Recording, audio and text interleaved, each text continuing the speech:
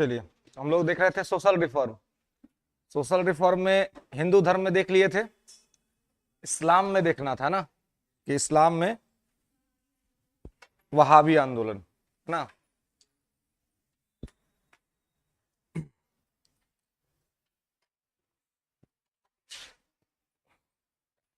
आज इसका मार्कर नहीं है। अच्छा,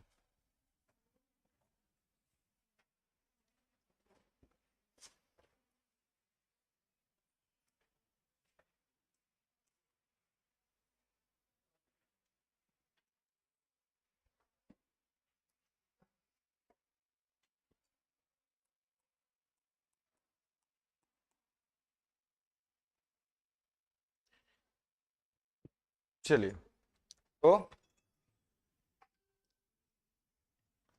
वहाबी आंदोलन है ना। वहाबी मूवमेंट हम लोग देख रहे थे कि वहाबी मूवमेंट मैं देखना था। तो हमने कहा था कि इस्लाम में आपको दो धारा ध्यान रखना है, एक है पुनरुत्थानवादी और एक है सुधारवादी ना। इस्लाम में जो धार्मिक सुधार आंदोलन हुआ है उसके दो धाराएं हैं, ठीक है। पुनरुत्थानवादी, और पुनरुत्थानवादी को क्या कहते हैं? रिवाइवलिस्ट, और सुधारवादी को कहते हैं रिफॉर्मिस्ट, है ना। जो रिवाइवल कर रहा है वो पुनरुत्थानवादी है और जो रिफॉर्म कर रहा है वो सुधारवादी है। तो पुनरुत्थानवादी दो है और सुधारवादी भी दो है। तो पुनरुत्थानवादी दो कौन है? तो ध्यान रखेंगे, एक है वहाबी आंदोलन, ठीक है, और एक है देवबंद आंदोलन। ये दोनों कैसे है? तो ये दोनों पुनरुत्थानवादी है। ये दोनों का दोनों क्या है?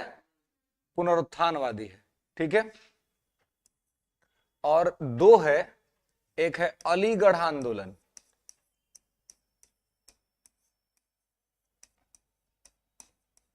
अलीगढ़ आंदोलन, और एक है अहमदिया आंदोलन,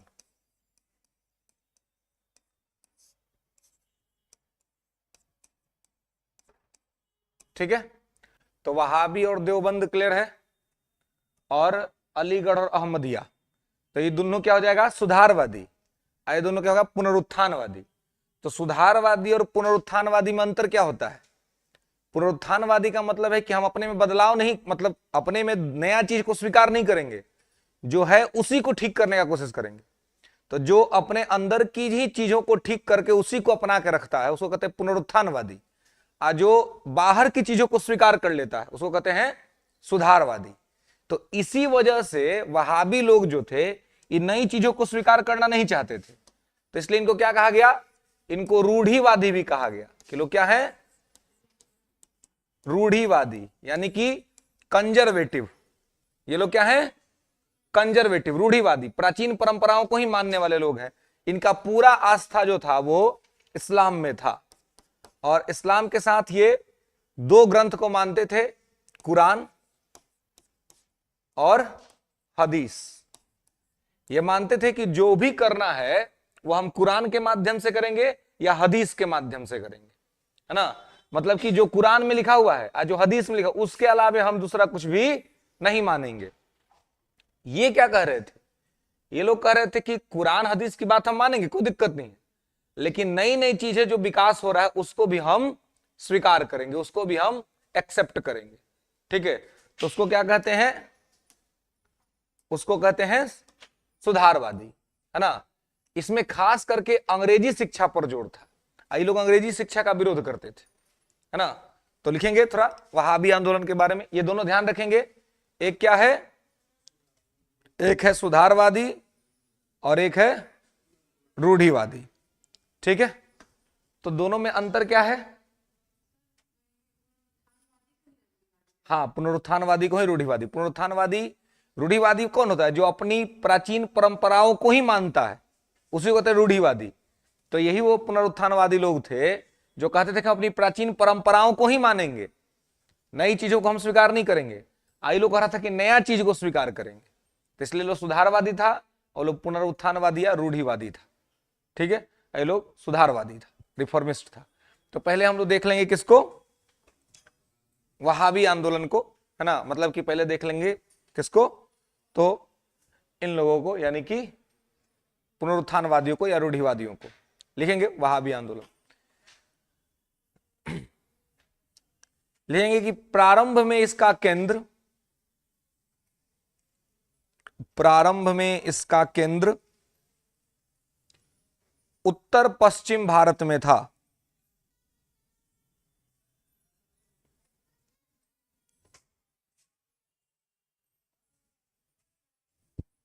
ठीक है, उत्तर पश्चिम भारत में था। ठीक है, इसका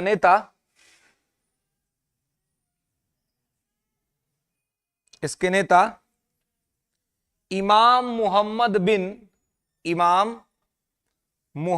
बिन अब्दुल वहाब थे।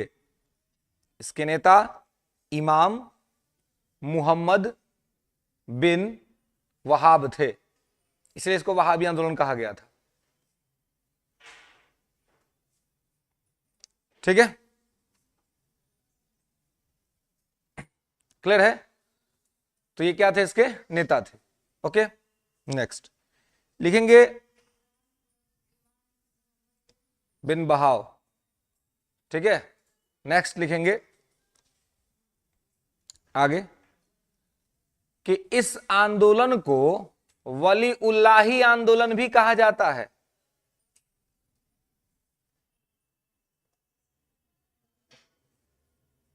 इस आंदोलन को वली उल्लाही आंदोलन भी कहा जाता है, क्योंकि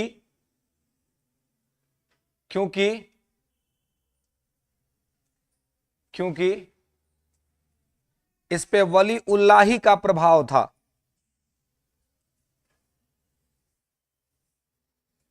क्योंकि इस पे वली उल्लाही का प्रभाव था।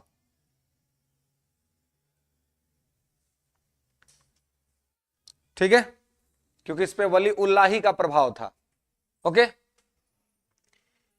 वली उल्लाही एक संत थे, उनका इस पर प्रभाव था, इसलिए इस आंदोलन को वली उल्लाही भी कहा जाता था। कारण क्या था कि जो अब्दुल बहाव है, इसके नेता अब्दुल बहाव के गुरु थे वली उल्लाही।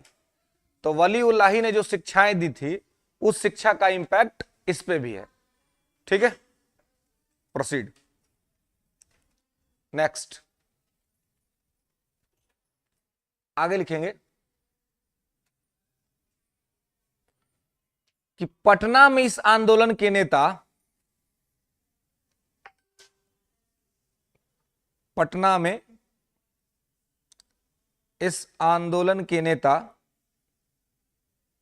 मुख्य तौर पर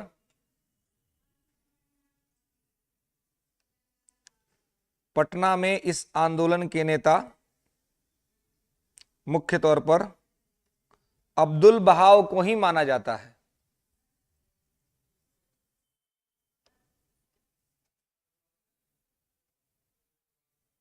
अब्दुल बहाव को ही माना जाता है।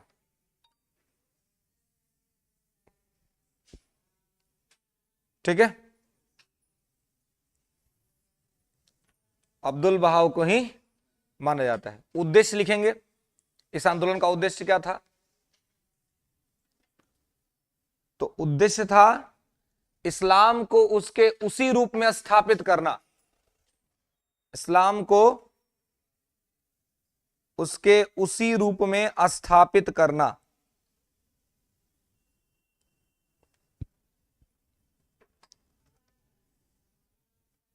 ठीक है, इस्लाम को उसके उसी रूप में स्थापित करना, इसीलिए इन्हें रूढ़िवादी आंदोलन कहा जाता था।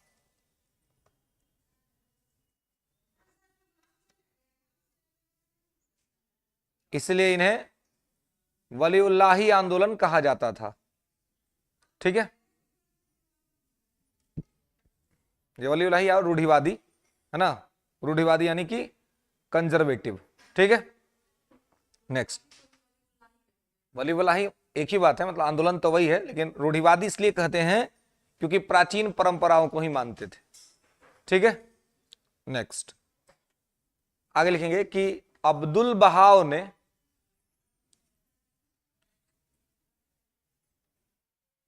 या अब्दुल वहाब ने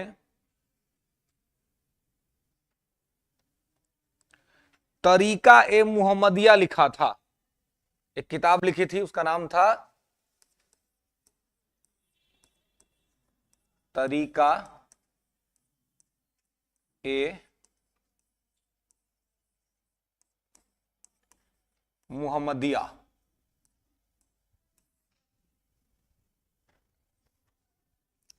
नाम था तरीका ए मुहम्मदिया। ठीक है, क्लियर है। इससे सैयद अहमद बरेलवी भी जुड़े हुए थे। Syed Ahmad Barelvi,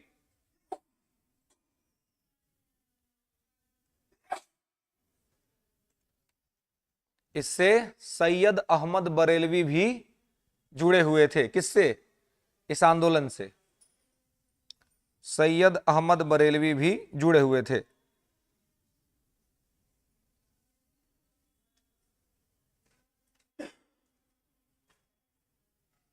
okay, next. ये इस्लाम को उसकी प्राचीन परंपराओं के साथ ही स्वीकार करते थे।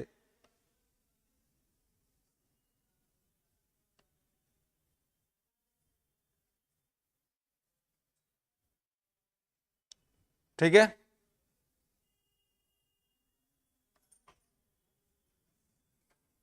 नेक्स्ट। इन्होंने अंग्रेजों के खिलाफ जिहाद का नारा दिया। इन्होंने अंग्रेजों के खिलाफ जिहाद का नारा दिया।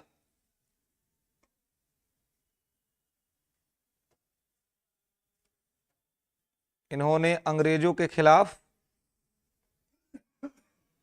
जिहाद का नारा दिया।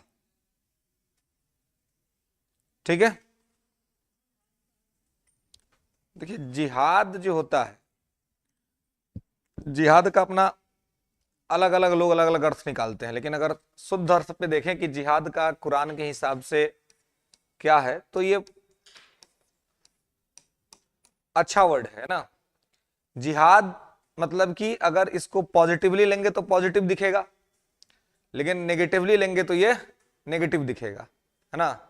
अब जिहाद जो पैगंबर साहब हैं मोहम्मद साहब, तो वो कहते हैं कि जिहाद अपने लक्ष्य के प्राप्ति के लिए किया जाए, अपने लक्ष्य के प्राप्ति के लिए, पॉजिटिव एम्बिशन के लिए। अब जैसे आपको एग्जाम क्वालिफाई करना है, तो आप सब कुछ छोड़ करके आप पूरी तरीके से आप तन्मयता से लग गए हैं अपना एग्जाम के लिए, तो इसको क्या कहेंगे? आप अपने एग्जाम को पास करने के लिए जिहाद कर रहे हैं। कोई भूखा आदमी है, कोई प्यासा आदमी है, उसको पानी पिला रहे हैं। इस्लाम का वास्तविक मतलब जिहाद का वहां से है कि आप किसी का सहायता कर रहे हैं, किसी निर्बल कमजोर आदमी को क्या कर रहे हैं? आप सपोर्ट कर रहे हैं। वो क्या है? वही एक्चुअल में जिहाद है। लेकिन जिहाद को बहुत रॉन्गली दिखा दिया जाता है ना। और जिहाद को रॉन्गली कौन दिखा देता है? रॉन्गली कौन दिखा देता है? तो इसके मानने वाले लोग ही। जैसे आप मूवी वूवी देखते होंगे तो वहां पे जिहाद सब सुनते होंगे, तो सब आतंकवादी सब यूज करता है। तो जिहाद वर्ड को लेकर के आदमी का एक नकारात्मक छवि बना हुआ है कि जिहाद मतलब निगेटिव, है ना। और लोग कहता भी है, मूवी में यह सब दिखाया जाता है, लेकिन वास्तव में जिहाद का मतलब ये नहीं है। जिहाद का मतलब होता है, देखिए जब कभी फुर्सत रहे, है ना, ऐसे तो लोग को फुर्सत नहीं मिलता है ना, अपना सिलेबस कंप्लीट नहीं होता, दूसरा किताब कोई क्या ही पढ़ेगा, है ना। लेकिन कभी भी जब फ्री हो तो कुछ अलग धर्मों के, अलग चीजों के पुस्तकों का अध्ययन जरूर करना चाहिए, मजा भी आता है ना। मुझे जब कभी भी फुर्सत मिलता है तो अपना कभी गीता उठा लिया, कभी कुरान उठा लिया, कभी जीसस के से जुड़ा हुआ कुछ बुक्स मार्केट से ले लिया। बुक पढ़ने से क्या होता है ना, एक तो आपको बहुत सारा चीज जो अंधेरा है आपके सामने, जो कि लोग आप कहीं सुनी बातें सुनते हैं तो आपको गलत मैसेज रहता है, लेकिन आप जब स्वयं पढ़ लेते हैं, और आजकल सबसे अच्छा सुविधा क्या है? ट्रांसलेशन का सुविधा है। अगर कोई मान लीजिए इस्लाम का ग्रंथ है तो फारसी में होगा या उर्दू में होगा, तो हो सकता है आपको फारसी नहीं आती होगी, आपको उर्दू नहीं आती होगी, ट्रांसलेशन का सुविधा है तो ट्रांसलेट होके वो हो जाएगा, आ जाएगा आपको हिंदी में या इंग्लिश में। इंग्लिश की कोई चीजें आपको नहीं समझ में आ रही तो हिंदी में मिल जाएगा, हिंदी की चीजें नहीं समझ में आ रही तो इंग्लिश में मिल जाएगा, है ना। तो इससे क्या होता है कि अगर जब आप अलग अलग धर्म ग्रंथों को या चीजों को पढ़ते हैं तो आपका विजन बड़ा क्लियर हो जाता है, और एक बार जब आपका विजन क्लियर हो जाता है तो आप सारी चीजों को अच्छे से समझते हैं, और फिर उसके बाद कोई आपको बरगला नहीं सकता है, मतलब गलत चीजें बता करके आपको उलझा नहीं सकता है। जिहाद नेगेटिव बना हुआ है कि भाई जिहाद तो नकारात्मक ही होता है, लेकिन वास्तव में जिहाद नकारात्मक शब्द नहीं है इस्लाम के हिसाब से। या आज सबसे बड़ा बात है कि किसी भी धर्म के द्वारा कभी कोई नकारात्मकता फैलाई ही नहीं जाती है। अगर कभी कोई नकारात्मकता फैला दी गई किसी धर्म के द्वारा तो आप समझिए कि उस धर्म ने नहीं फैलाया है, उस धर्म के मानने वाले लोगों ने फैलाया है। अकबर जो था मध्यकाल में आप पढ़ेंगे, अकबर ने बनाया था धर्म संसद, धर्म संसद की स्थापना की थी अकबर ने। उसमें क्या होता था कि सभी धर्मों के स्कॉलर को बुलाता था और सबको कहता था कि आप लोग डिबेट कीजिए, हम बैठ के सुनेंगे। सारे स्कॉलर्स अपने अपने धर्म के बारे में बोलते थे, अकबर चुपचाप सुनता था। कोई अपने धर्म को अच्छा बोलता था, कोई अपने धर्म को अच्छा बोलता था, कोई अपने धर्म को अच्छा बोलता था, माने जो जिस धर्म के स्कॉलर्स थे वो उसको सही प्रूव करते थे। और कुछ लोगों को यह भी लग गया था कि अकबर शायद अपना धर्म बदलने वाला है, ये कुछ लोगों को मतिभ्रम हो गया था कि अकबर अपना रिलीजन चेंज करेगा, तो इसलिए भी लोग इन्फ्लुएंस करना चाहते थे। लेकिन अकबर बड़ा तेज आदमी था, वो तो बस जानना चाहता था कि कहां पर क्या है, और अकबर खुद पढ़ा लिखा था नहीं, तो पढ़ नहीं सकता था, इसलिए सब लोगों को बुलाया, कहा कि आप ही लोग बात कीजिए, हम सुनेंगे खाली बैठ के चुपचाप। तो उसके बाद वो कहा कि सब चीज के सुनने के बाद, देखने के बाद एक चीज क्लियर हो गया कि सभी धर्मों के अंदर में अच्छाइयां हैं और सभी धर्मों के अंदर में कुछ कुछ कमियां हैं, लेकिन उसके मानने वाले और उसके प्रचार करने वालों पर डिपेंड करता है कि वो अपने धर्म को अच्छा बनाएंगे कि अपने धर्म को खराब बना देंगे। तो बहुत बार होता ना कि धर्म जबरन किसी का बदलवा देना, धर्मांतरण करा देना, है ना। जो पॉलिटी जब मैं आपको पढ़ा रहा था डीपीएसपी के अंदर में, या fundamental right to freedom of religion, तो मैंने आपको बताया था कि भाई धर्मांतरण का अधिकार हमारे संविधान में नहीं है किसी को, कि किसी का जबरन आप धर्म बदल दीजिए। लेकिन संविधान ये जरूर कहता है कि आपकी इच्छा है तो आप अपने इच्छा के मुताबिक अपने धर्म को चाहे तो चेंज कर सकते हैं, है ना। और वो भी आप चेंज किए तो आपको बताने समझाने का जरूरत नहीं है, धर्म तो व्यक्तिगत मामला है। आप किस धर्म को मानते हैं, आप किस भगवान को मानते हैं, या आपका अपना व्यक्तिगत चयन का विषय, इसका प्रचार क्यों करना। विवाद तो प्रचार करने पर होता है ना, तो व्यक्तिगत मुद्दा है, आप इसको संभाल कर रखिए। लेकिन अपने अपने निहित स्वार्थों के लिए इसको यूज कर लेते हैं। तो वहां पर जो जिहाद किया गया था वो अंग्रेजों के खिलाफ था, कि अंग्रेज आकर के इस्लाम को इंपैक्ट कर रहे हैं, उनके वजह से इस्लाम के मानने वाले, इस्लाम के लोगों पर नकारात्मक प्रभाव पड़ रहा है। इसलिए उन्होंने क्या किया, उन्होंने जिहाद का मतलब जिहाद के तहत नारा दिया, किसके लिए, अंग्रेजों के खिलाफ। ठीक है, इसीलिए इनको क्या कहते हैं, कंजर्वेटिव, कि ये लोग क्या थे, कंजर्वेटिव थे। अब किसी का देखिए कहीं झगड़ा हो गया तो वो बेचारा कमजोर आदमी क्या करता है जी, गांव में देखते होंगे शराब देता है, नहीं देता है, गांव कमजोर क्या करता है, शराब पे देता है, कह रहे हमरा से ठीक ऐसे कर दे लो, तो भगवान विचार करिए। क्यों, क्योंकि अपने में तो पावर है नहीं विचार करने का, अपने को पता है कि अपने जाएंगे लड़ने तो वो आपका विचार कर देगा, तो सीधा सा और आसान सा रास्ता है कि निकल जाओ, क्योंकि भगवान विचार करेंगे, ईश्वर विचार करेंगे। तो अब ये विश्वास भी होता है लोगों का, है ना, कि भाई चलो हमारे पास शक्ति नहीं है तो ईश्वर हमारा मदद करेगा। और बहुत बार ऐसा विश्वास जो है वो कारगर भी होता है लोगों का, है ना। अगर निस्वार्थता के साथ अगर आप ईश्वर पे विश्वास करते हैं तो ईश्वर जरूर आपकी मदद करता है। लेकिन अगर आप खुद ही मन में चोरी है, खुद ही गलत कर रहे हैं, उसके बाद भी सोचते हैं कि ईश्वर का सानिध्य आपको मिलेगा, तो वो ऐसा नहीं हो सकता है। जब द्रौपदी का चीरहरण हो रहा था, पूरा पांडव लोग बैठे हुए थे, भीम, अर्जुन, है ना, अर्जुन सबसे बड़ा गांडीवधारी, है ना। तो द्रौपदी को बड़ा अभिमान था कि हमारा पति तो संसार का सबसे बड़ा धनुधर है, मेरे पति के रहते हुए हमारा चीर कैसे कोई हरण कर लेगा, है ना। चीर समझते हैं ना, साड़ी, है ना, कि हमारा चीर कैसे कोई हरण कर लेगा। उसके बाद क्या, अगर चलो वो फेल भी कर गया तो हमारा पति तो भीम है, इसके गदा के चोट से तो भाई कोई रुकेगा ही नहीं, 60,000 हाथियों का बल है उसके अंदर में, तो उसको कौन हरा सकता है। ये सब अभिमान था उनको। लेकिन वो लोग तो हार गया था जुए में। इधर दुर्योधन का भाई दुशासन चल दिया चीर खींचने के लिए। जब तक उनको लगा कि हमारा पति हमको बचा लेगा, हमारा ये हमको बचा लेंगे, हमारे ससुर हमको बचा लेंगे, भीष्म हमको बचा लेंगे, तब तक भगवान मदद कर लिए नहीं आए। और जब तक उन्होंने अपने चीर को अपने हाथों से पकड़ा हुआ था फिर कि अच्छा ये खींचेगा तो मैं बचा लूंगी, मैं प्रोटेक्ट कर लूंगी, मैं नहीं खुलने दूंगी अपने चीर को, ऐसे पकड़ कर रखा हुआ था। फिर देखा कि दुशासन के हाथ में बड़ा बल था, इसलिए उसका नाम दुशासन था।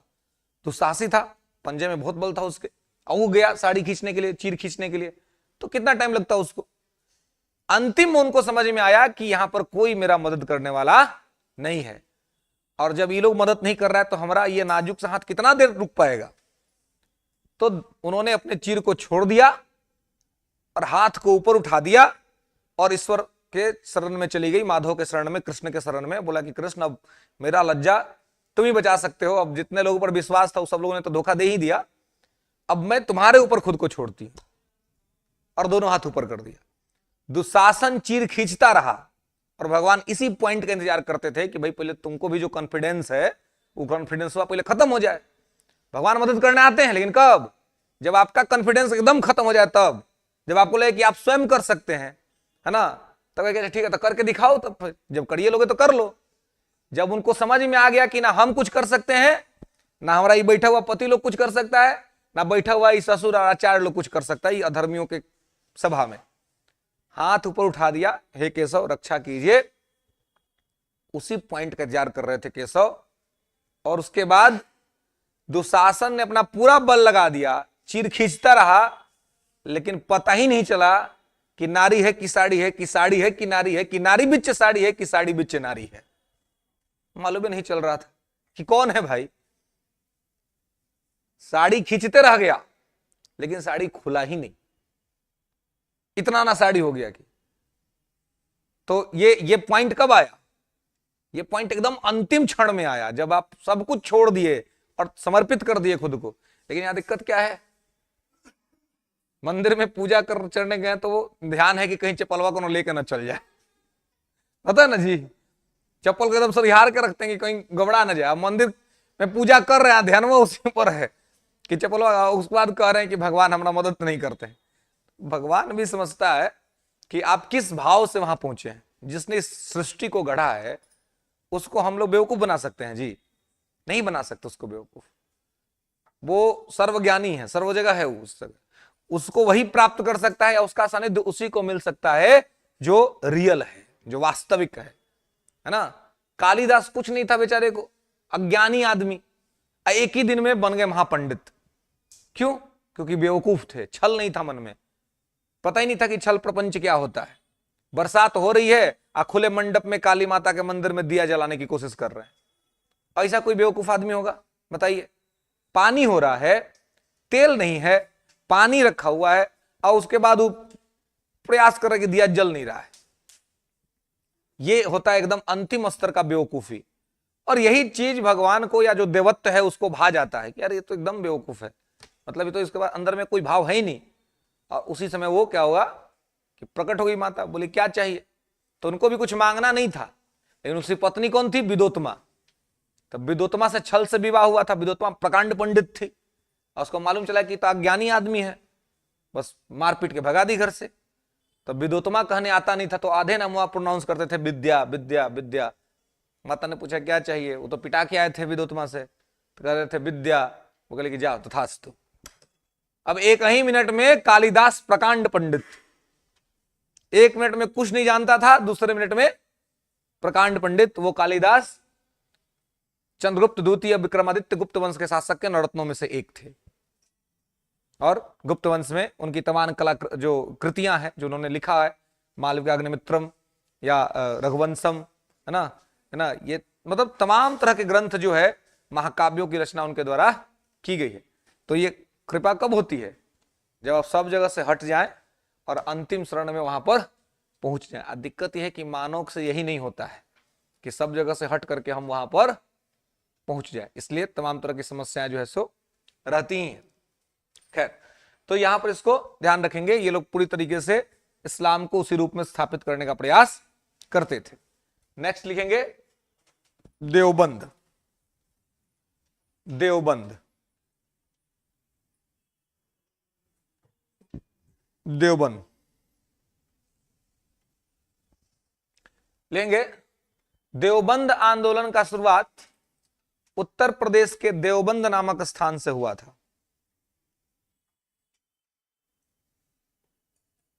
उत्तर प्रदेश के देवबंद नामक स्थान से हुआ था।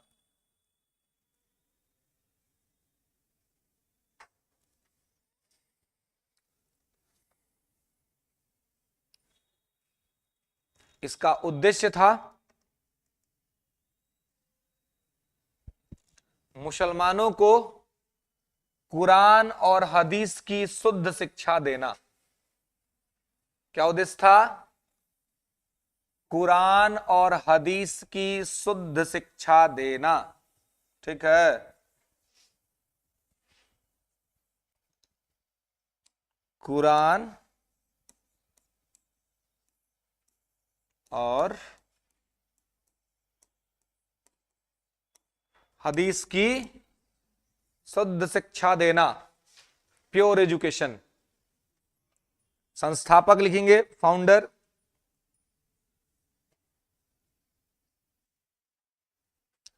मोहम्मद कासिम ननौतवी।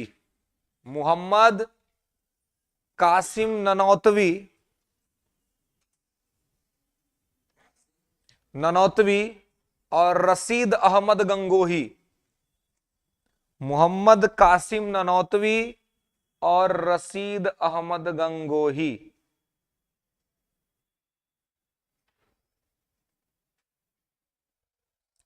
ठीक है,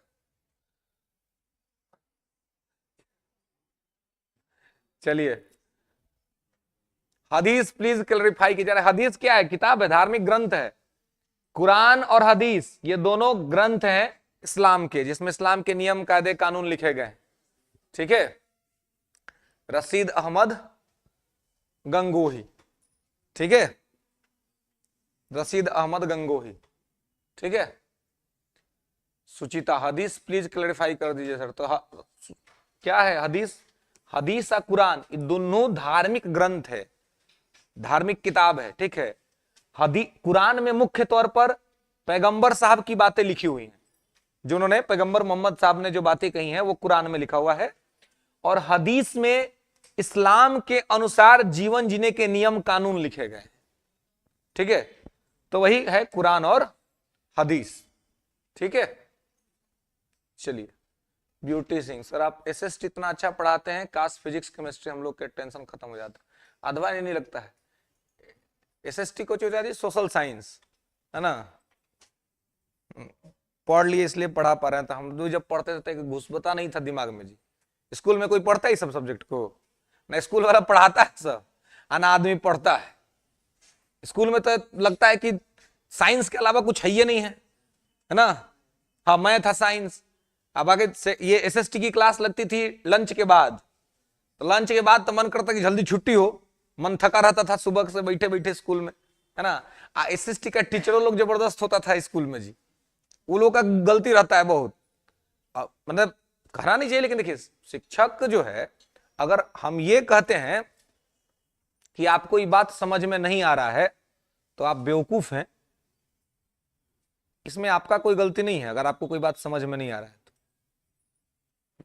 गलती मेरा है, या यहां पर जो भी आदमी खड़ा है, अगर आपको कुछ समझ में नहीं आया तो गलती मेरा है कि मैं ठीक से शायद नहीं समझा पाया। वहां सब क्या कह देता था स्कूलवा में कि आपका लड़के हुए भोथड़ है, पागल है, तू खुदे भोथड़ है मास्टर जी, तुम्हारा काम ना था सिखाना जी। लड़का बोथर था तो क्या हुआ, वो सीखना ही ना गया था। अब बढ़िया रहता तो जाता कहला स्कूल, माता पिता सीधे उसका यूनिवर्सिटी में एडमिशन कराते कि हमारा लड़का तो इंटेलेक्चुअल पैदा हुआ है भाई, ब्रह्म ज्ञान है उसको, उसको स्कूल जाने का जरूरत नहीं है। तो मरबो पिटबो करता था सब स्कूलों में, समझा तो ठीक से नहीं था, है ना। शिक्षक का मेन काम है समझा देना किसी भी तरीके से, और जो समझाने में कामयाब हो गया वही बेहतरीन है। नहीं तो मान लीजिए हमारे पास खूब ज्ञान है और वो ज्ञान हम आपको डिलीवर नहीं कर पाए, मतलब आपके दिमाग में नहीं सेट कर पाए, तो फिर उस ज्ञान का कोई मतलब नहीं। फिर अपना ज्ञान है आप लेके घूमते रहिए, कोई दिक्कत नहीं, है ना। पढ़ के तेज होना अलग बात है, अब पढ़ा के तेज बना देना अलग बात है। दोनों अलग अलग बात होता है। कुछ होते हैं लोग कि बहुत इंटेलेक्चुअल होते हैं लेकिन उनका बतवा आपको बुझेबे नहीं करेगा, वो अपने बोलेंगे अपने समझेंगे। अब कुछ होगा कि कम जानकार है लेकिन इतना बढ़िया से बताएगा कि आपको समझ में आ जाएगा। मनमोहन सिंह अभी तक के भारत के प्रधानमंत्रियों में सबसे ज्यादा शिक्षित प्रधानमंत्री, उतना ज्यादा शिक्षा किसी के पास नहीं। का जी ऐसे तो हम अपने लेट थे, हैं? पता था का पहले से आपको कि हम लेट आने वाले हैं? हम आज सोए रह गए थे जी, और वो दूसरा जगह थे, हमको पता नहीं था कि हमारे क्लास से पहले शिफ्ट में 9:25 में हमको सब मतलब हम ही फोन किए, हमको लगा कि यार मतलब इंट्यूशन हुआ अंदर से कि मेरा ही क्लास है क्या, क्योंकि रात में हम मैसेज देखे नहीं थे। एक मैसेज गया था कि सर सेम शेड्यूल, रोज फोन करता था, कल खाली मैसेज वे किया था। तो हम अब देखे सुबह सुबह 9:25 में देखे 9:25 में, हम बोले यार खुश थे हम कि आज थोड़ा आराम रिलैक्स मिल रहा है, कोई दिक्कत नहीं, ना आराम से कॉफी वॉफी पी रहे थे, आराम से बैठ के गप सप हो रहा था। अब देख रहे कि फोन किया अजय को, बोला कि सर रेडी है, रेडी है। अब पगला रेडी कैसे हो गया जी, हमारा तो कुछ मालूम नहीं। बोला सर रेडी है। अब फिर जैसे थे तुरंत रैपिडो बुक किए, बोले चल भाई छोड़ जल्दी से, है ना। फिर यहाँ पे उतरे आप, वहां पे आ गए। कभी कभी ऐसा हो जाता है तो हमको लगता है आपको मालूम था का जी ऐसा होने वाला है, हैं? एकदम टाइम से आए, तब वो 15-20 मिनट लेट हो गया, हैं? बस वाला के लेके चल गया, तो आप उतर का नहीं गए जी बस रोक के? एगो एगो जानते हैं कुछ कुछ कुछ देख रहे थे कि सुत गए थे। एगो मेरे गांव का आदमी था समझे, वो बताता है अपना किस्सा, सब इंस्पेक्टर से रिटायर्ड हुए, झारखंड पुलिस में थे, सब इंस्पेक्टर रिटायर्ड हुए, अभी गांव ही में रह रहे हैं। तो बताते हैं तो आ रहे थे, तो आए तो हम लोग का छपड़ा में एक लोकल स्टेशन पड़ता है इकमा, तो इकमा उनको उतरना था। तो क्या हुआ कि उनके बगल के सीट पर कुछ महिलाएं बैठी हुई थी, उनके साथ बच्चा था कोई, है ना, उनको उतरना था कम, और बचवा को खिलाते खिलाते चल गए गोरखपुर। और जब गोरखपुर पहुंच गए तब उनको याद रहा कि हमको तो एक में उतरना था। और गोरखपुर लगभग वहां से हमको लगता है कि 300 किलोमीटर से कम का तो नहीं होना चाहिए, है ना। और सोचिए कि कौना धुन में बच्चा खिला रहे थे, अपन अपन अपन बच्चे को उसने खिलाए होंगे कि नहीं खिलाए होंगे भगवान जाने, है ना। खिलाते खिलाते चल गए। वहां जाने के बाद जब वो लोग को उतरने का समय हुआ तब इनको याद है कि तो गोरखपुर आ गए हम। फिर वहां उतर के फिर पता कि कौन ट्रेन जाएगी, तो जिस आदमी को आना था 12-1 बजे के आसपास में, वो आदमी रात को पहुंचा, कहा था गोरखपुर से घूम के, है ना। तो कभी कभी ध्यान आदमी का भटक जाता है, तो भटक नहीं ना गया था, है? ना सब लोग बच्चे थोड़े खिलाएगा जी, हर लोग का ध्यान भटकने का अलग अलग कारण हो सकता है। चलिए, तो महमूद कासिम ननौतवी और रशीद अहमद गंगोही, ये दोनों लोग जो थे वो इसके क्या थे, संस्थापक थे, ठीक है, इसको स्थापित किए थे। ओके, नेक्स्ट लेंगे कि यह दारुल उल उलूम की स्थापना करना चाहते थे। हाँ, दारुल उल उलूम, दारुल उल उलूम की स्थापना करना चाहते थे। तो दारुल उल उलूम क्या था जी? दारुल उल उलूम, तो दारुल उल उलूम जो है इसका मतलब हुआ कि इस्लाम का शैक्षणिक केंद्र, है ना, इस्लाम का शैक्षणिक केंद्र जहां पर इस्लाम के बारे में इंफॉर्म किया जाएगा, इस्लाम के बारे में चीजें आपको बताई जाएंगी। तो वही चीज है इसमें, ठीक है। इसी में एक थी सिबली नुमानी, उन्होंने लखनऊ के अंदर में इसी से जुड़े हुए एक संस्था को स्थापित किया था। लिख लेंगे नोट करके कि सिबली नुमानी ने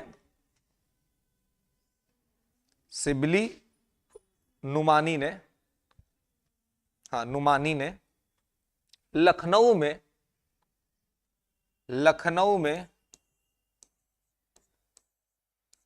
नवादत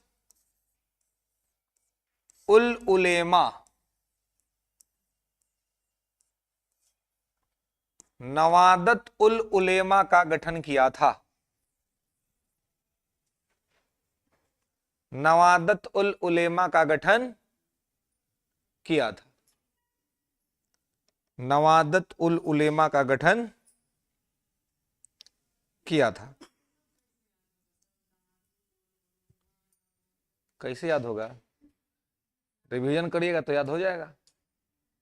ये थोड़ा सा मतलब अपने ट्रेडिशन से अलग के हट के चीजें हैं, इसलिए नाम में थोड़ा और टोन में चीजें अलग रहती हैं, है ना। लेकिन याद तो करना पड़ेगा। यहाँ तो बहुत कम है, मेडावल हिस्ट्री में तो खूब मिलेगा, है ना। मध्यकाल तो यही है पूरा, वहां तो शासक भी मिलेगा ऐसे ही। सूफी संत ऐसे मिलेंगे, फकाउद्दीन जकारिया, है ना।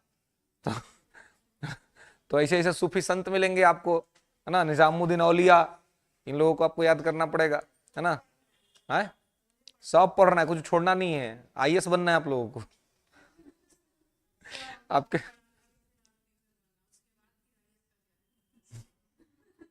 मैं आईएएस के नहीं, मैंने कमेंट किया कि सिलेबस में तो सब दे दिया ना आपको, जीके जीएस तो आपको दे दिया। क्या है? नोट्स जो यहां से मिला है? अच्छा, नहीं मैंने नहीं किया है ना। यहाँ पे कोई एक और महान आत्मा थे, है ना, शायद जो कुछ पुराने लोग होंगे।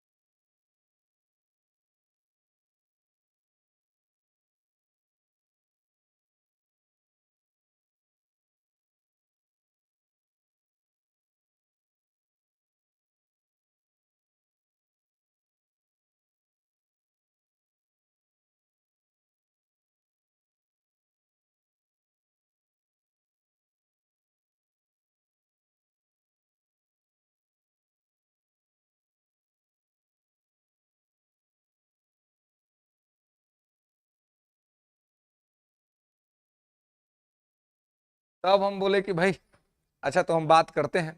फिर हमको क्या, फिर वे लोग कहा कि सर जाना पड़ेगा क्लास में, है ना। तो ये जो है, अब देखिए दिक्कत क्या है कि अब उतना समय मेरे पास रहता नहीं कि मैं इस कंटेंट पे भी काम कर पाऊँ, है ना। तो मेंस का बहुत सारे लोग का कॉपी रखा हुआ अभी तक चेक नहीं कर पाए, है ना। तो इसलिए, लेकिन देखिए कुछ चीजें जो है आपको, देखिए पॉलिटी में जितना आपको क्लास में लिखाया गया है ना, बताया गया है ना, उतना खाली कीजिए, उससे बाहर आपको क्वेश्चन नहीं आएगा। अभी जो ये कुछ चीजें होने के बाद मैं थिंकर पढ़ा दूंगा आपको, और पॉलिटिकल साइंस के जो चैप्टर के जो मेन प्रश्न बनते हैं, मेन जो 11-12 के चैप्टर है, सामाजिक न्याय का सिद्धांत रॉल्स वॉल्स क्या कहता है, गांधी का सर्वोदय क्या कहता है ना, उन सभी चीजों पर बात करा दूंगा। और साथ में जो पॉलिटिकल साइंस का जो एमसीक्यू जो यूट्यूब पे होता है उसको जरूर कर लीजिएगा, है ना। 2 दिन हो चुका है, 2 दिन हो चुके हैं। पर्सनल, हाँ मतलब वैसे ही है ना, तो उसको उस हिसाब से रहेगा, उसको थोड़ा सा देख लीजिएगा तो आपको कोई दिक्कत नहीं होगा, और ईश्वर की कृपा से आपको दिक्कत नहीं होगा एग्जाम में, है ना। जिनका भी पॉलिटिकल साइंस हिस्ट्री है, बस मुझे थोड़ा सा खाली अगर आपको कुछ पढ़ना है तो एनसीईआरटी पढ़ लीजिए घर में, अगर टाइम फुर्सत मिलता है तो। इस सब के अलावे मतलब इस सब अगर नहीं भी पढ़ते हैं, एनसीईआरटी पढ़ लेते हैं आप जो भी टाइम है उस टाइम में, तो वो ज्यादा फायदा करेगा, वो आपको ज्यादा फायदा करेगा। ठीक है, क्या नहीं, वो कैसे तैयार करें, दूसरे लोग तैयार किए हैं, है ना, दूसरे लोग तैयार किए हैं। ठीक है, लेकिन आप हाँ हिस्ट्री में आज, आप पॉलिटी में भी, मैं हिस्ट्री में आपको बता दूंगा कि कौन कौन सा चीज आपको ये करना है। ठीक है, जिसपे आप मतलब ज्यादा देखिए, राष्ट्रीय आंदोलन और ये सोशल रिफॉर्म, यहां से आपको बल्क में क्वेश्चन रहता है। किसी भी एग्जाम का आप उठा के देख लीजिए, बीपीएससी या यूपीएससी या कोई भी एग्जाम अगर होता है, उसमें हिस्ट्री से सवाल होता है तो कांग्रेस, राष्ट्रीय आंदोलन और सोशल रिफॉर्म, सामाजिक सुधार, यहां से आपको मुख्य तौर पर क्वेश्चन होता है। राजनीतिक इतिहास पे उतना सारा क्वेश्चन आपको जनरली नहीं बनता है। ठीक है, तो इसलिए जिस प्रकार से कमीशन ट्रेंड चलाता है उसके हिसाब से थोड़ा चलना है। एनसीईआरटी पर थोड़ा आपको इसलिए फोकस करना है क्योंकि आपको क्लास स्कूल में एनसीईआरटी ही पढ़ाना होगा, तो इसलिए एनसीईआरटी को आधार बना करके सवाल आपसे पूछा जाएगा, है ना। तो इसलिए एनसीईआरटी को थोड़ा अगर टाइम मिले, जो भी टाइम मिले उसमें एनसीईआरटी को पढ़ेंगे तो वो ज्यादा आपको फायदा करेगा।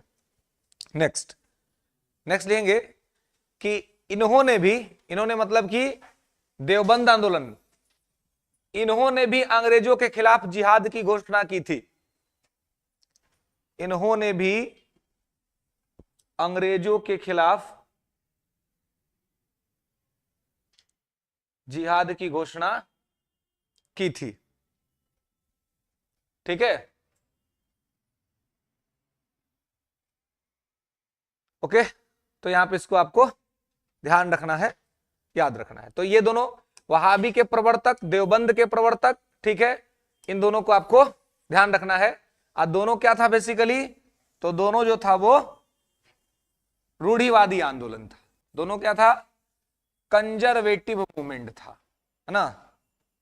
दोनों क्या था, कंजर्वेटिव मूवमेंट था, रूढ़िवादी आंदोलन था।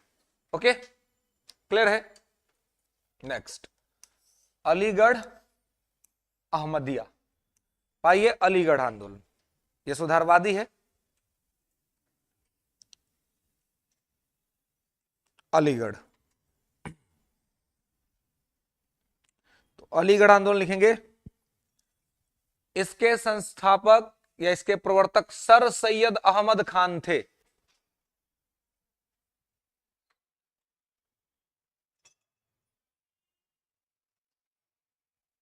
ओके, इसके प्रवर्तक सर सैयद अहमद खान थे।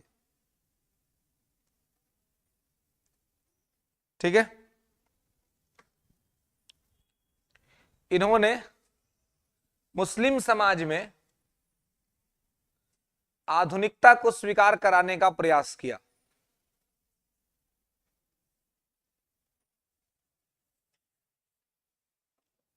ठीक है, ओके, मुस्लिम समाज में सुधार कराने का प्रयास किया और आधुनिक शिक्षा अपनाने पर जोर दिया। आधुनिक शिक्षा को अपनाने पर जोर दिया।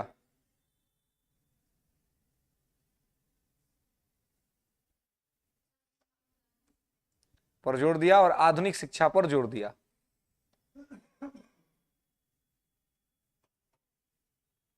ठीक है, साथ ही अंग्रेजी शिक्षा पर विशेष ध्यान दिया, इंग्लिश एजुकेशन।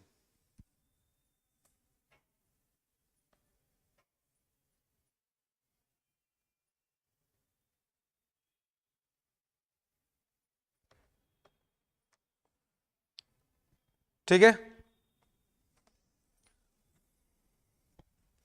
नेक्स्ट, इन्होंने 1864 में अलीगढ़ में साइंटिफिक सोसाइटी की स्थापना की थी। साइंटिफिक सोसाइटी की स्थापना की थी।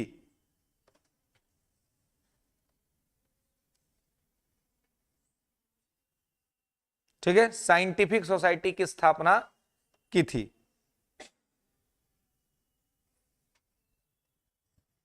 इन्होंने तहजीब उल अखलाक,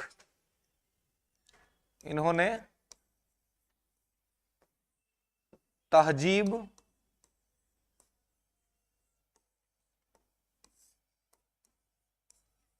उल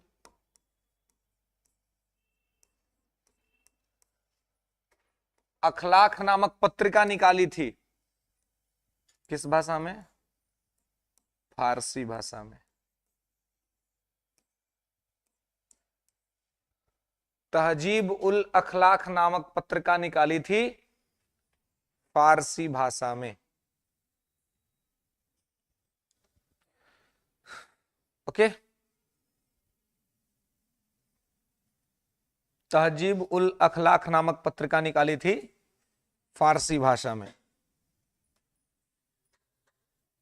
नेक्स्ट, अलीगढ़ मुस्लिम विश्वविद्यालय,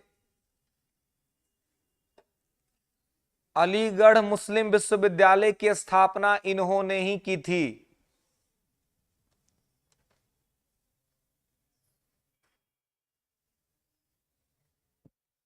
अलीगढ़ मुस्लिम विश्वविद्यालय की स्थापना इन्होंने ही की थी।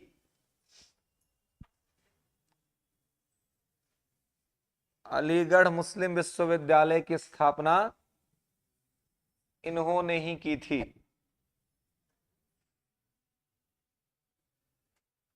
ठीक है, तो अलीगढ़ मुस्लिम विश्वविद्यालय की स्थापना का श्रेय इन्हीं को जाता है। हाँ, लिखेंगे कि यह कांग्रेस के विरोधी थे। कांग्रेस जो संस्था थी उसका इन्होंने विरोध किया था। ये कांग्रेस के विरोधी थे और अंग्रेजों के समर्थक थे।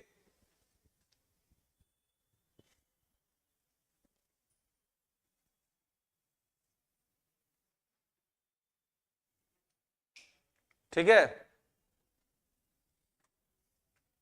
क्लियर है? नेक्स्ट, तो कांग्रेस का विरोध किया तो इन्होंने एक संस्था भी बनाई थी कांग्रेस के विरोध में, उसका नाम था पैट्रियोटिक एसोसिएशन। कांग्रेस के विरोध में एक संस्था बनाई थी, उसका नाम था पैट्रियोटिक एसोसिएशन। कांग्रेस के विरोध में एक संस्था बनाई थी जिसका नाम था पैट्रियोटिक एसोसिएशन।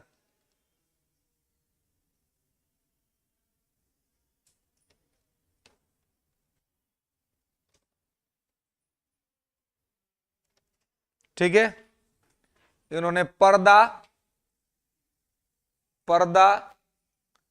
बहु विवाह, इन्होंने पर्दा बहु विवाह और 3 तलाक का विरोध किया।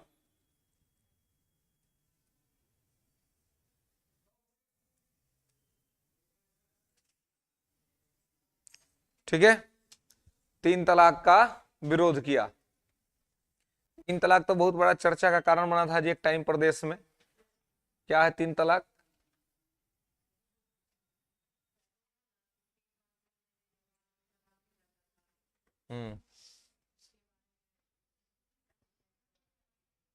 क्या?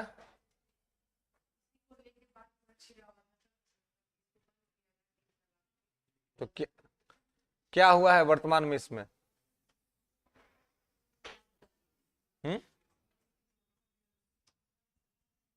समाप्त कर दिया गया है। ट्रिपल तलाक जो है क्या था? 1 2 3 get out from my house, है ना? मतलब 3 बार तलाक बोलिए और कहिए कि भाई अब अपना घर देख लीजिए, हमारे घर से आपकी छुट्टी हो गई। और अगर पुनः घर में वापसी करानी है तो अब तो तलाक हो गया है। तो अगर पुनः घर में वापसी करनी है तो हलाला करना होगा, और हलाला के बाद फिर वापसी होगी, माने तलाक कैंसिल हो जाएगा। और यह जो 1 to 3 जो था, मतलब कि अगर कोई भी मैटर हुआ, छोटा मोटा कोई भी बात हुआ और उस पर अगर ये निकल गया तो मतलब कि तलाक माना जाएगा। और ये पुरुषों को ही केवल अधिकार था, महिलाओं को नहीं था। मतलब महिला 3 बार क्या 30 बार बोले तो कोई मतलब नहीं है, लेकिन पुरुष अगर 3 बार बोल दे तो तलाक हो जाता था। तो इसका लंबा लड़ाई चला, जिसको कहा जाता है शाहबानो से सायरा बानो तक। शाहबानो का पहला केस सुप्रीम कोर्ट पहुंचा था 1985 में। राजीव गांधी देश के प्रधानमंत्री थे, जो ट्रिपल तलाक से पीड़ित महिला थी। उसने अपने पति से कंपनसेशन का डिमांड किया था, कंपनसेशन मिला भी नहीं उनको, बहुत दिक्कत हुआ। और उसके बाद से फिर 2014 में, मामले तो बहुत हुए लेकिन जो चर्चित मामला रहा 2014 का मामला रहा सायरा बानो का केस। सायरा बानो के साथ भी यही हुआ, तो सायरा बानो चलेगी कोर्ट। लेकिन इस बार मूड बदला हुआ था सरकार का, और इस बार सरकार में थे नरेंद्र मोदी। तो इनको तो ये सब बीमारी सूट करता है ना। जिस डॉक्टर को जो बीमारी सूट करता है उसका इलाज बढ़िया से ना करता है, तो इनको ये वाला बीमारियां सूट करता है। देखे कि ये वाला मामला आ गया, लगा कि इससे तो 2-3 को काम हम आराम से कर देंगे। तुरंत जो है सो मामला कोर्ट में गया। कोर्ट में भी 5 जजों का बेंच बना, और जजों ने कहा कि ट्रिपल तलाक गलत है, अवैध है, और उससे ट्रिपल तलाक को अवैध डिक्लेयर करके इनवैलिड कर दिया गया।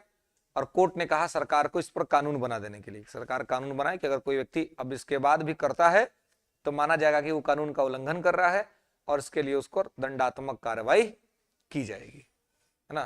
तो इस प्रकार की परिस्थितियां वहां पर बनी या बनाई गई थी। क्लियर है? चलिए, तो आप देखिएगा यहां पर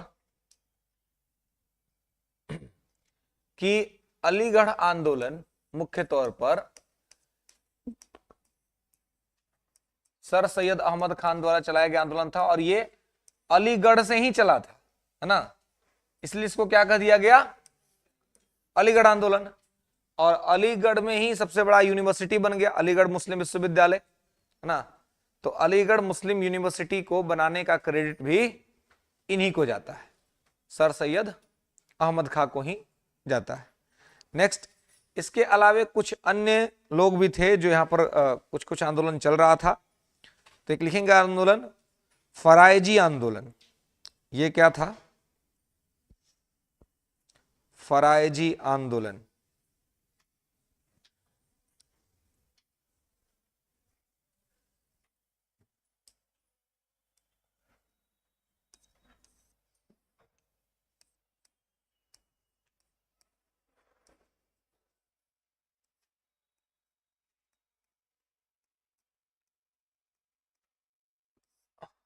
फरायजी आंदोलन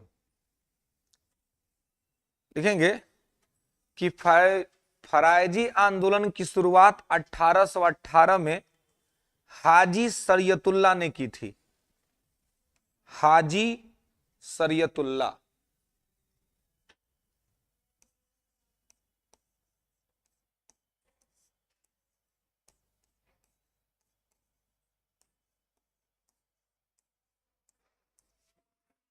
हाजी शरीयतुल्लाह ने की थी, ठीक है।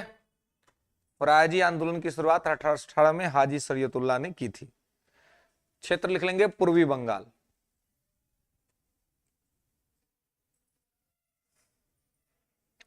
पूर्वी बंगाल, ठीक है। 1840 के बाद इसका नेतृत्व दादू मियां ने किया था। 1840 के बाद इसका नेतृत्व दादू मियां ने किया था।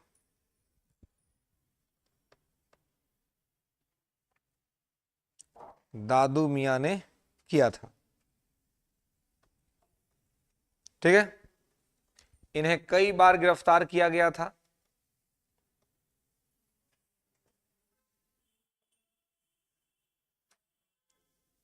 ठीक है,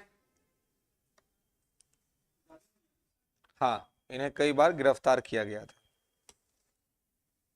उद्देश्य लिख लेंगे, मतलब इस फरायजी आंदोलन का उद्देश्य क्या था? तो मुस्लिम धर्म में शामिल मुस्लिम धर्म में शामिल गैर इस्लामिक प्रथा को समाप्त करना। गैर इस्लामिक प्रथा को समाप्त करना।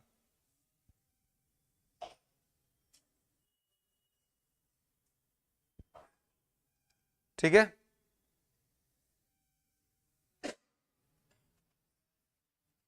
क्लियर है? गैर इस्लामिक प्रथा को समाप्त करना। ओके, मतलब ये सब लोग जो थे वो क्या कर रहे थे, तो जो नॉन इस्लामिक चीजें थी उसको खत्म करने का प्रयास कर रहे थे। क्या? सुधारवादी में। नेक्स्ट लिखेंगे अब्दुल लतीफ, एक नोट करके लिखेंगे, एक नाम है ये अब्दुल लतीफ। लेकिन इन्हें बंगाल में मुस्लिम पुनर्जागरण का पिता कहा जाता है। इन्हें बंगाल में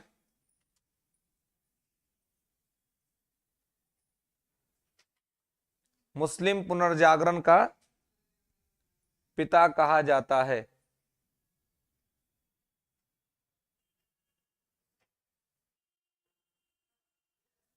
ओके, मुस्लिम पुनर्जागरण का पिता कहा जाता है। इन्होंने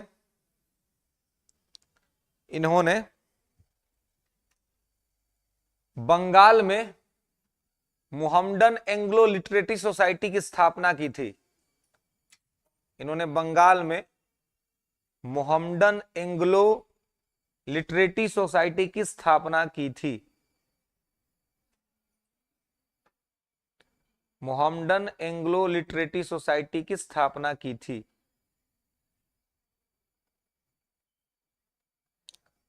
मोहम्मडन एंग्लो लिटरेरी सोसाइटी की स्थापना की थी।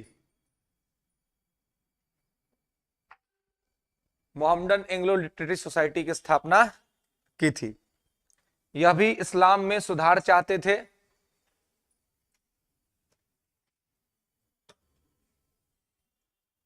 ठीक है,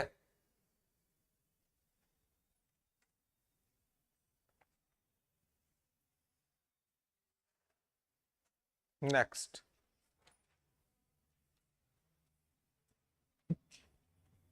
देख लेंगे कादियान आंदोलन। कादियान आंदोलन लेंगे। इस आंदोलन की शुरुआत मिर्जा गुलाम अहमद के द्वारा की गई थी। इस आंदोलन की शुरुआत मिर्जा गुलाम अहमद के द्वारा की गई थी।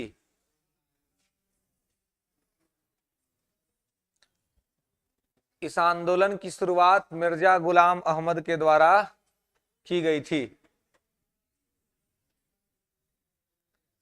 मिर्जा गुलाम अहमद। कादियान कहां पड़ता है जी? कादियान पंजाब में पड़ता है। कादियान कहां पड़ता है? पंजाब में। पंजाब में कहां पर? गुरदासपुर, जहां से सनी देओल सांसद हैं, है ना। कादियान कहां है? गुरदासपुर। ठीक है, लेंगे इस आंदोलन को भी सुधारवादी आंदोलन माना जाता है।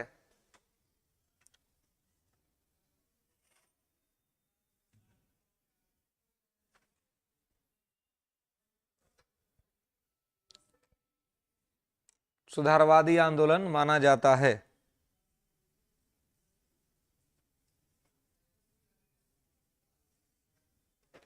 ठीक है, नेक्स्ट अगला एक व्यक्ति लिखेंगे मोहम्मद इकबाल। मोहम्मद इकबाल। इकबाल का नाम तो सुने ही होंगे आप लोग, इकबाल तो बड़े फेमस आदमी है। मोहम्मद इकबाल। लेंगे कि इकबाल ने अपनी पुस्तक बंग ए दर्रा में अपनी पुस्तक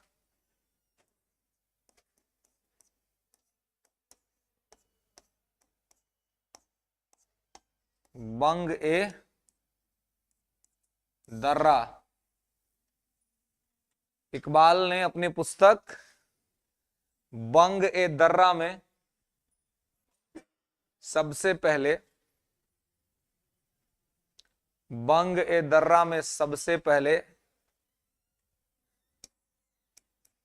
इनकलाब शब्द का प्रयोग किया था।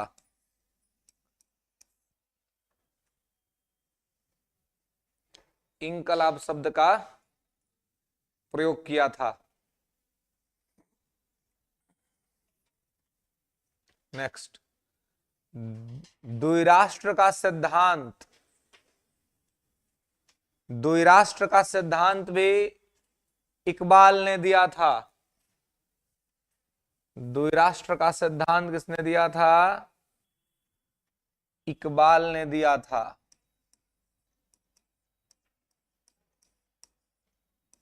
द्विराष्ट्र, डबल नेशन थियरी, तो डबल नेशन थियरी सबसे पहले किसने दिया था? इकबाल ने दिया था।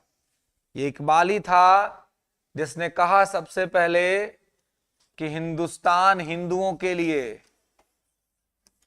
हिंदुस्तान हिंदुओं के लिए और पाकिस्तान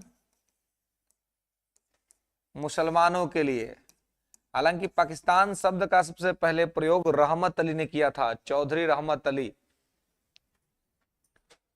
चौधरी रहमत अली की एक पत्रिका थी नाउ एंड नेवर, अभी नहीं तो कभी नहीं। पत्रिका थी चौधरी रहमत अली की नाउ एंड नेवर, अभी नहीं तो कभी नहीं। तो वही अभी नहीं तो कभी नहीं जो है, उसमें चौधरी रहमत अली ने पाकिस्तान शब्द का प्रयोग किया था। लेकिन द्विराष्ट्र का सिद्धांत किसने दिया था? इकबाल ने दिया था।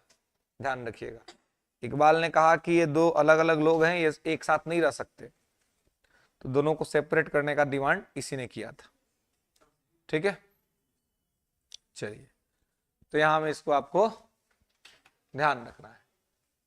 ओके, नेक्स्ट,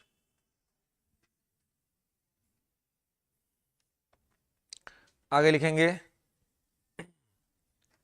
कि नोट करके कि इस्लाम के अंदर में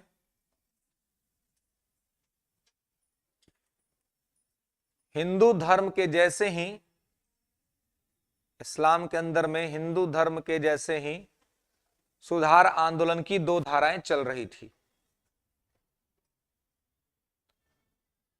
सुधार आंदोलन की दो धाराएं चल रही थी। जैसे वहां भी तो दो धारा था ना जी। राजा राम मोहन राय वो कहते थे कि हम धर्म को मानेंगे, पुराने धर्म को, लेकिन साथ हम सुधार को भी स्वीकार करेंगे। अंग्रेजी शिक्षा पर जोर राय राम मोहन राय भी देते थे। 1817 में हिंदू कॉलेज जो खुला वो किस लिए खुला था? इंग्लिश एजुकेशन के लिए खुला था, तो उस पर तो जोर था ही उनका। अब फिर आप देखते हैं कि उसके बाद भी तो उनका जितना भी ये रहा है उसमें वो वैज्ञानिक शिक्षा और इंग्लिश शिक्षा पर जोर देते थे। तो जैसे वहां पर हिंदू धर्म में राजा राम मोहन राय भूमिका प्ले कर रहे थे, वैसे ही इस्लाम में सर सैयद अहमद खान कर रहे थे। वो भी इंग्लिश शिक्षा की जोर देते थे, वो भी सुधार की बात कर रहे थे। आज जैसे हिंदू धर्म के अंदर में दयानंद सरस्वती थे, जो अंग्रेजी शिक्षा के मतलब अंग्रेजों के तो खिलाफ थे ही, स्वशासन की बात करते थे और वेदों की ओर लौटो का नारा देते थे, शुद्धि आंदोलन की बात करते थे, यानी कि अपने धर्म को रिवाइव करने की बात करते थे। तो वैसा ही स्थिति इधर था देवबंदियों का या फिर आप वहाबियों का। तो जैसे इधर देवबंद और वहाब कर रहे थे, वैसे उधर दयानंद सरस्वती कर रहे थे, और जैसे इधर सर सैयद अहमद खां कर रहे थे, वैसे उधर राजा राम मोहन राय ने किया था। मतलब दोनों ही जगह पर जो सुधार की जो धारा चल रही थी वो लगभग सेम ही थी ना, कोई ज्यादा अंतर या ये नहीं था। क्लियर है?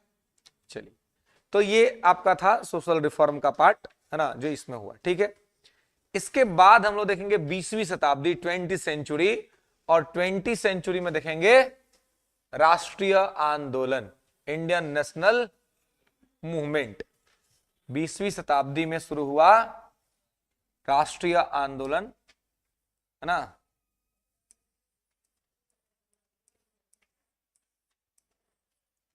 राष्ट्रीय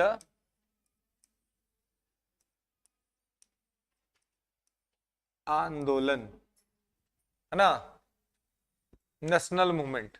ठीक है, तो राष्ट्रीय आंदोलन कब शुरू हुआ जी? 20वीं शताब्दी के प्रारंभ में। तो 20वीं शताब्दी मतलब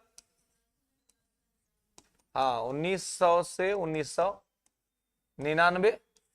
तो 1900 से 1947 के बीच देश आजाद हो गया, है ना। तो इसमें हम लोग राष्ट्रीय आंदोलन में देखेंगे 1900 से लेकर के 1947 के बीच की कहानी, किसमें क्या हुआ था, कैसे हुआ था, किस प्रकार से हुआ था। ठीक है, जिसमें हम सबसे पहले जो देखेंगे वो क्या देखेंगे?